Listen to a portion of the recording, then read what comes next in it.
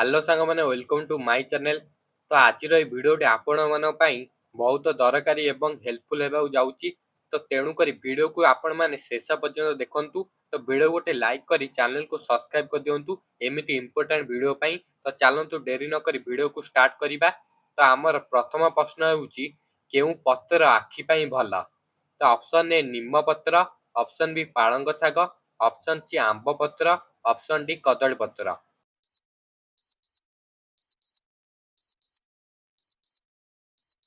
तो यार सठिक उत्तर कौन है?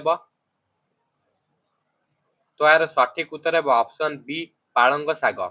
तो परवर्ती प्रश्न, आखि पाई केउ विटामिन दरकार?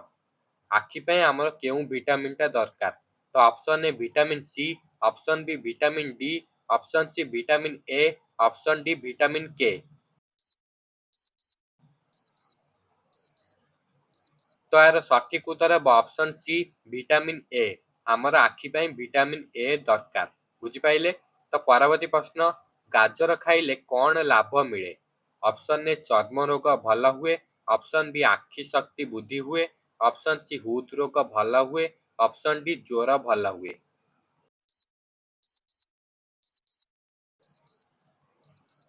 तो यार सठिक उत्तर है ऑप्शन बी आखि शक्ति बुद्धि हुए बा आमको भल देखा जाए।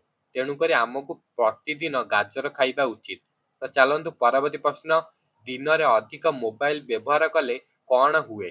तो ऑप्शन ए आखि दुर्बल हुए, ऑप्शन बी शरीर शक्तिशाली हुए, ऑप्शन सी भोक बढ़े, ऑप्शन डी केश बढ़े।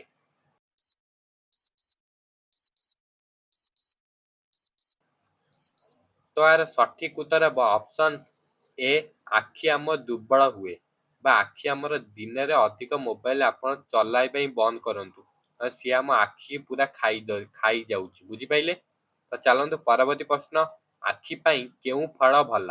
ऑप्शन ए कमला, ऑप्शन बी आंब, ऑप्शन सी दुहे, ऑप्शन डी कौनसी नुहे।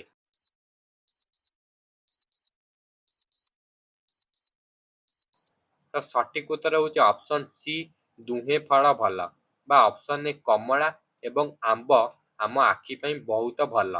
बुझिपाइले? तो परवर्ती प्रश्न, अधिक टीवी देखिले कौन हुए? ऑप्शन ए आखि थका हुए, ऑप्शन बी शरीर शक्ति बढ़े, ऑप्शन सी मन खुशी हुए, ऑप्शन डी केश बढ़े।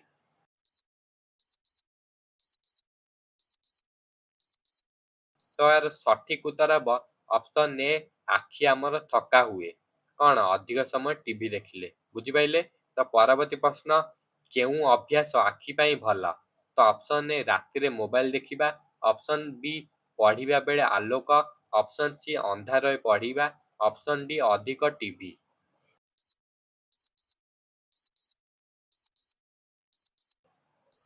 तो यार सठिक उत्तर हूँ पढ़िबा बेले आलोक, जोटा कि आम आखि पाई बहुत भल। बुझिपाइले? तो परवर्ती प्रश्न, आखि पाई केउ ड्रिंक भल? तो option A cold drink, option B गाजर रस, option C alcohol, option D चा।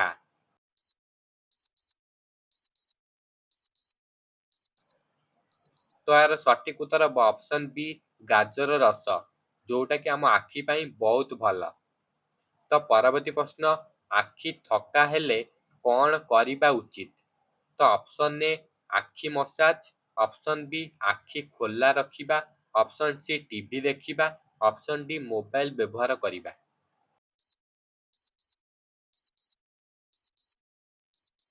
तो यार सठिक उत्तर है ऑप्शन ए आखि मसाज करिबा। आम आखि जब थका हो जाए तो आम आखि मसाज करिबा उचित। बुझिपाइले? तो परवर्ती प्रश्न, केउ खाद्य आखि पाई बहुत खराब? तो ऑप्शन ए फल, ऑप्शन बी सबुज शाग, option C junk food, option D गाजर।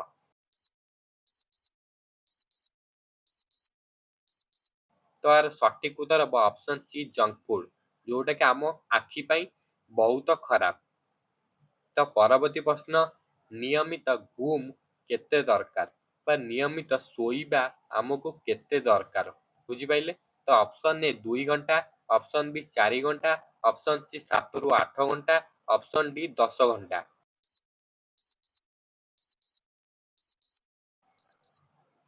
ତ ଏହାର ସଠିକ ଉତ୍ତର ହେଲା ଅପସନ୍ ସି 7ରୁ 8 ଘଣ୍ଟା ନିୟମିତ ଶୋଇବା ଦରକାର। ବୁଝିପାଇଲେ? ପରବର୍ତ୍ତୀ ପ୍ରଶ୍ନ, ଆଖି ପାଇଁ କେଉଁ ଅଭ୍ୟାସ ଭଲ? ଅପସନ୍ ଏ ଆଖି ଏକ୍ସରସାଇଜ, ଅପସନ୍ ବି ଅଧିକ mobile, option C TV, option D game.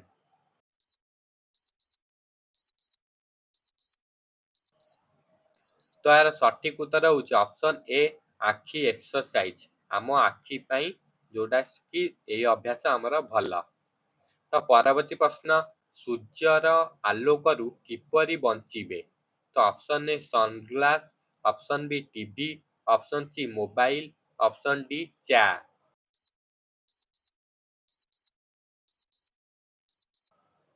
ତ ଏହାର ସଠିକ ଉତ୍ତର ହେବ ଅପସନ୍ ଏ ସନଗ୍ଲାସ୍ ବା ଚଷମା ପିନ୍ଧିବା ଉଚିତ।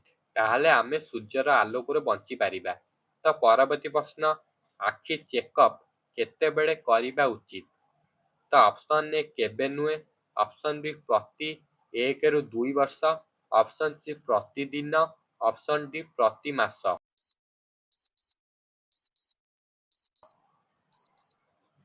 ତ ଏହାର ସଠିକ ଉତ୍ତର ହେବ ଅପସନ୍ ବି ପ୍ରତି 1ରୁ 2 ବର୍ଷ ଆମ ଆଖି ଚେକଅପ୍ କରିବା ଉଚିତ। ବୁଝିପାଇଲେ? ତ ପରବର୍ତ୍ତୀ ପ୍ରଶ୍ନ, କେଉଁ କଥାଟା ଭୁଲ?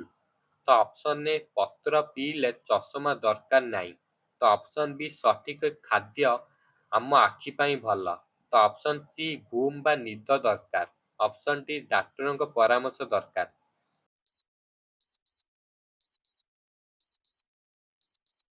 ତ ଏହାର ସଠିକ ଉତ୍ତର ହେଲା ଅପସନ୍ ଏ ପତ୍ର ପିଇଲେ ଚଷମା ଦରକାର ନାହିଁ। ଏଇ କଥାଟା ହେଉଛି ଆମର ସବୁଠାରୁ ଭୁଲ। କାହିଁକି ନା ଏମିତି ସବୁ ଫେକ୍ ଭିଡ଼ିଓ ଆପଣଙ୍କ ପାଖକୁ ଆଉଛି, ତ ସେଥିପାଇଁ ମୁଁ ଏ ଭିଡ଼ିଓଟା ବନେଇଥିଲି ଆପଣଙ୍କୁ ସତର୍କତା କରିବା ପାଇଁ କି ଆଖି କ'ଣ ଆପଣ ଖାଇଲେ ଆଖି ଆପଣଙ୍କ ଭଲ ଦେଖାଯିବ।